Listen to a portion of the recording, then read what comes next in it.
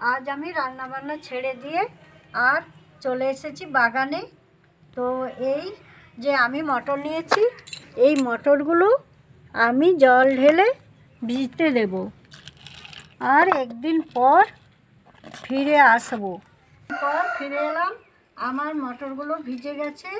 এই মটরগুলো আমি অঙ্কুরোদ্গম করব, তাই এই কাপড় দিয়ে আমাকে বেঁধে রাখতে হবে।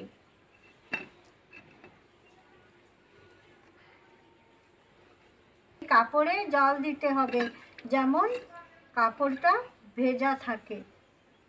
বন্ধুরা, একদিন পরে আমি ফিরে আসছি, দেখি আমার মটরগুলো কীরকম অঙ্কুরোদ্গম হয়েছে কিনা।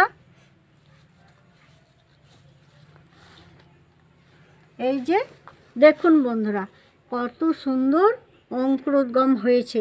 এই মটরগুলো একটাও মিস যাবে না, এগুলো লাগালে প্রতিটা মটরে গাছ হবে, খুব সুন্দর গাছ হবে। দেখুন বন্ধুরা, এগুলো আমার সব রান্নাঘরের ওয়েস্টেড জিনিস, এগুলো ফেলে দেওয়ার। তো এগুলো দিয়েই আমি গাছ লাগাবো।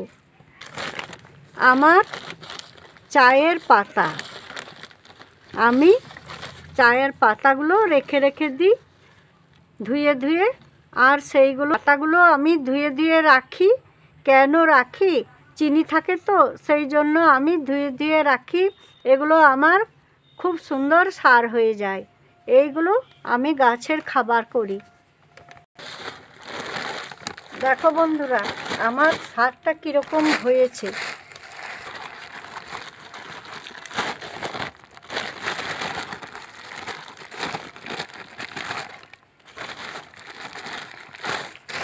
এই যে এইরকম হয়েছে। এক মুঠোর মতো এই মাটিতে মিশিয়ে নিচ্ছি।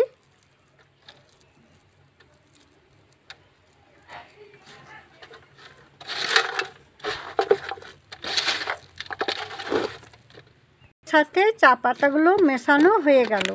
এবারে আমি এই সবজি খোসার সাথে এটা দিয়ে দেব।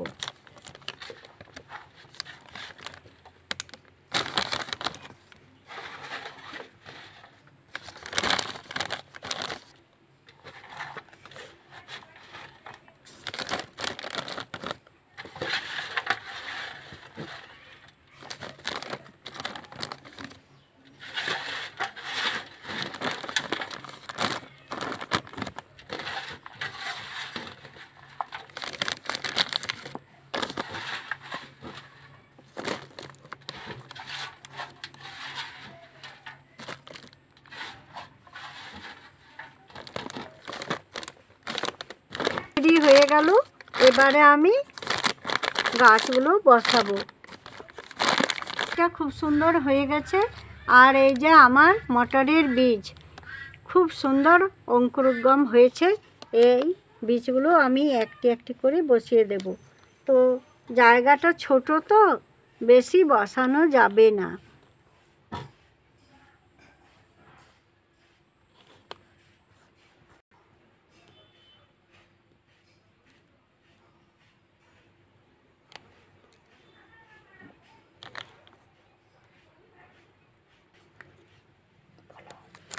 আমার এই মটর গাছগুলো লাগা হয়ে গেল।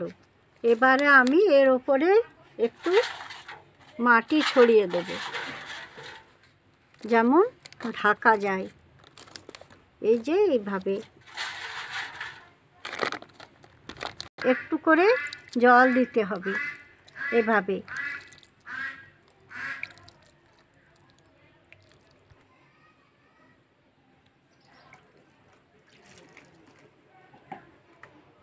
আপনাদের যদি ভালো লাগে তাহলে ঠাকুমাকে লাইক, কমেন্ট, শেয়ার করবেন আর পাশে থাকবেন।